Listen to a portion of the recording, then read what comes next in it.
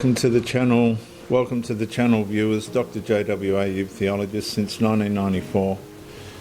I've constructed a series called Who is Ruling Australia? A behavioural political analysis. I think, and I would hope, it's more of a therapy journey for people that are finding it very difficult to understand how Australia has ended up where it is. Episode 31, when Australians started rebuilding households the system could not control. Well, let me recap. In episode 30, I examined how system control begins replacing citizen integrity once moral formation weakens. In this episode, I move into recovery, rebuilding households strong enough to resist dependency, manipulation, and institutional overreach.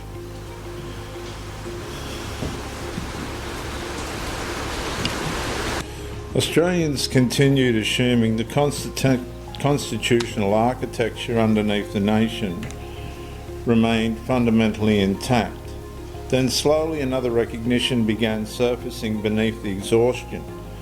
Quote, exhaustion. And when I say exhaustion, I turn again to Tickle versus Giggle, the part where the institution's mask slipped off. One of the things Sally Grover has emphasised is the psychological exhaustion and damage this has placed on her, this kind of institutional, unconstitutional abuse. Because systems abandoning divine sovereign restraint inevitably expand into the moral vacuum created by weakening households, fractured communities, and deteriorated citizen formation. And that shift matters enormously because constitutional societies were never designed to survive primarily through institutional supervision. And this is where Australia's ended up. They're supposed to be dependent upon moral formed citizens capable of internal restraint, truthful speech, personal responsibility, conscience, covenantal family order, and behavioural integrity beneath higher authority than the state itself. And just outside the outline as a bonus, what you'll notice is the international worldwide immigration scheme to saturate Western Judaistic Christian culture in the Western world is to accelerate the constitutional values. It's to impact on the mindset of the nation so that these institutions can put themselves above God. If they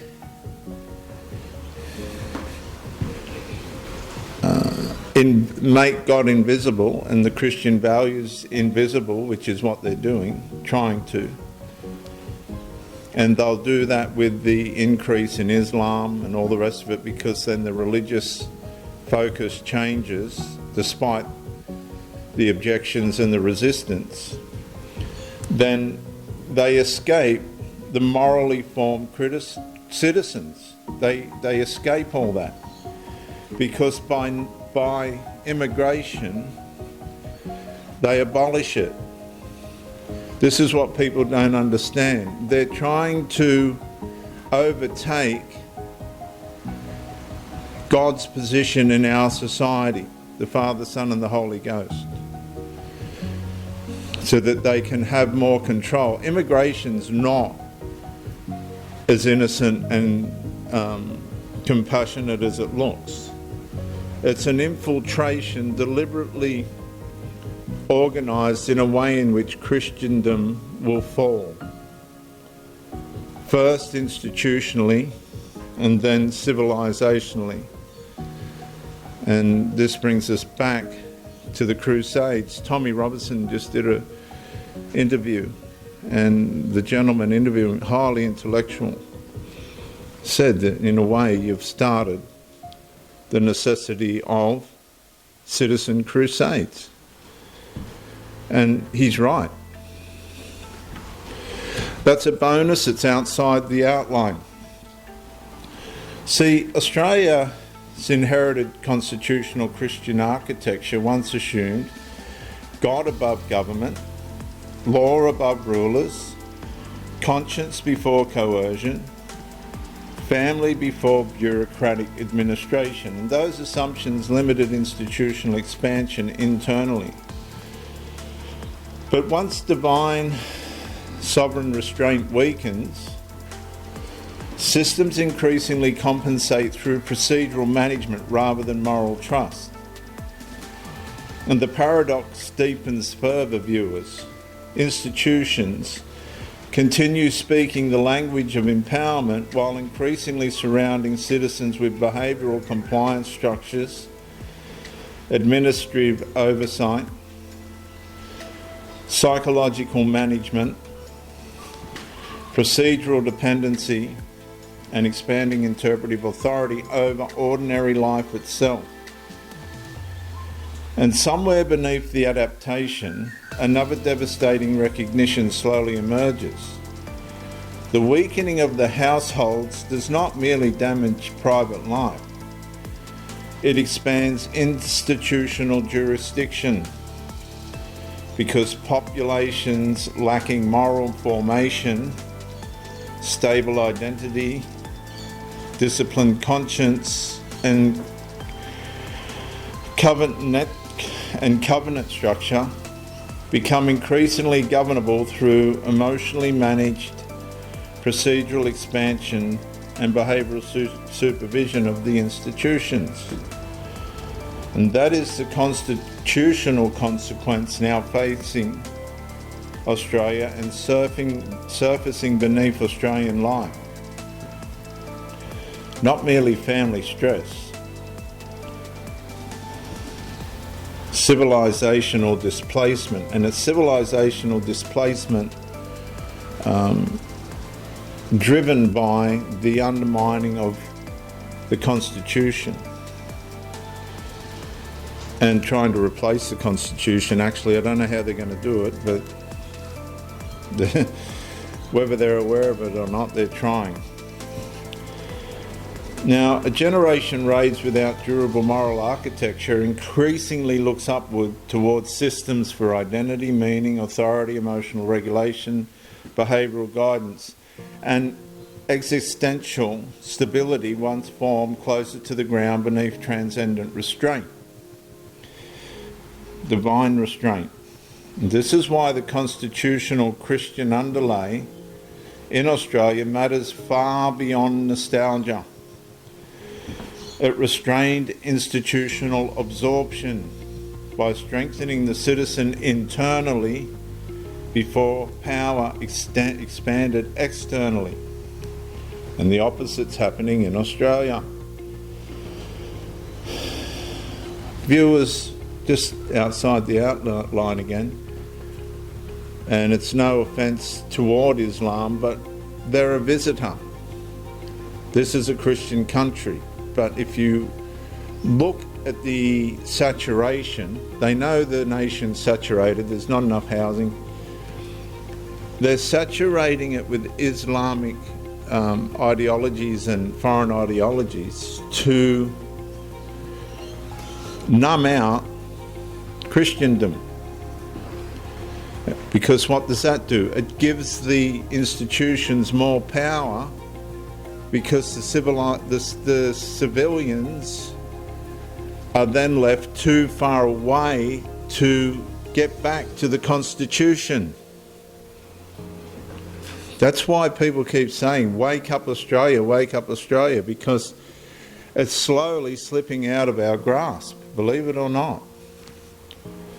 See, there's things Pauline Hanson, the lady that's trying to keep Christian values and everything in Parliament, she knows what's going on. What I'm trying to communicate, she knows.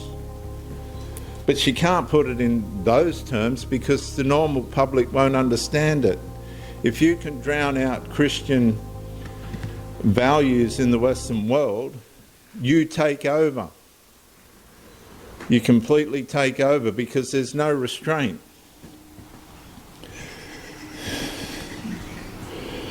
That's why they're trying to saturate the communities with foreign ideologies.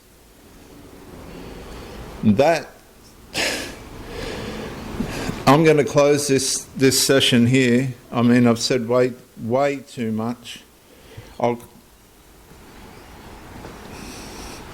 come to the last part of the outline. I do ask you to forgive me, but I'm saying more possibly than what you can grasp. And somewhere beneath the institutional expansion, and remember the expansion is a result of fogging out the Christian values, the Christian strength that upholds this country. The fact that the institutions are supposed to be under the perimeters of divine order, and they've abolished that. Tickle versus Giggle was the great turning point in Australia. It was either stand up and reveal that the mask had slipped off the integrity, the lack of integrity in the Australian institutions.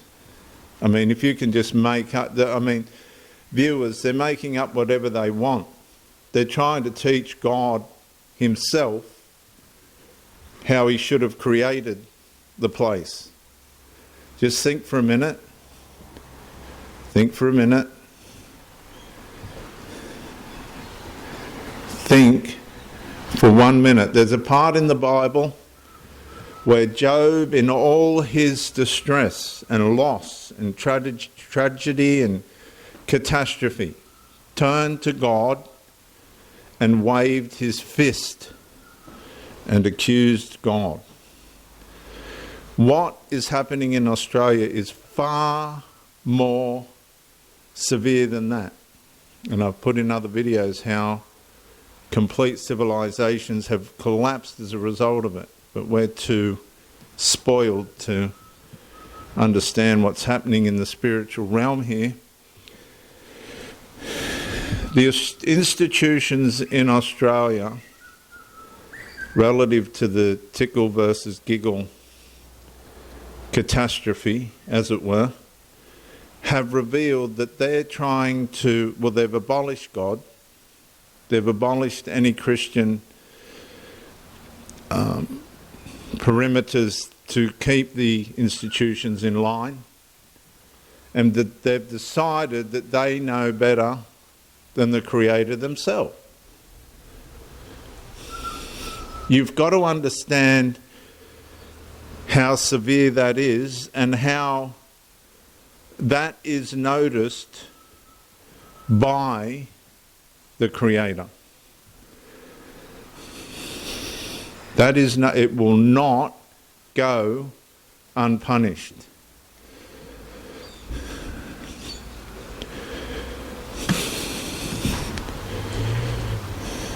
And somewhere beneath the institutional expansion, another truth slowly begins surfacing. And listen very carefully, viewers. A civilization becomes progressively governable once divine sovereign restraint weakens, constitutional memory fades. They want to get rid of Christian values. Right, once they've done that, you've got nothing. And the households, once forming morally grounded citizens, viewers, morally grounded citizens, we've got foreigners shitting in the streets now, pissing in public,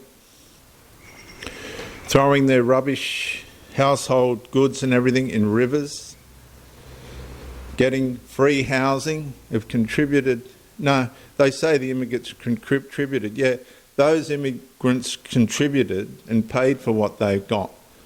These ones are getting it all for free, contributed nothing. no longer remain strong enough when these households that once formed morally grounded citizens, you see, this is where the argument of integration comes in again. It's bigger than you realise. In the Middle East, going back millenniums, I am way off track. In the Middle East, going back millenniums, the problem all started with immigration, with the introduction into morally formed communities with immoral or contradictory values by the people that come into them, and they destroyed them. Why do you think there's people running out of the Middle East coming here? Because where they come from, in the majority of cases, it's completely destroyed. It's immoral. So they come to where it's moral, and then slowly but surely it cycles again. They do not integrate, and the place disintegrates. It ends up like the place where they come from. I'm sorry, but that's just how it is. This is something that we need to accept. We're too spoiled. We're too blind. That won't happen to us. It's happening as I speak. Micro-incrementally happening. The mask slipped with the tickle versus giggle case. People don't realise how enormous that is. It was the message. God no longer rules over Australia. I'm Dr. J.W., a youth theologist. Since 1994, like, share, subscribe, and I'll see you in the next episode. Bye for now.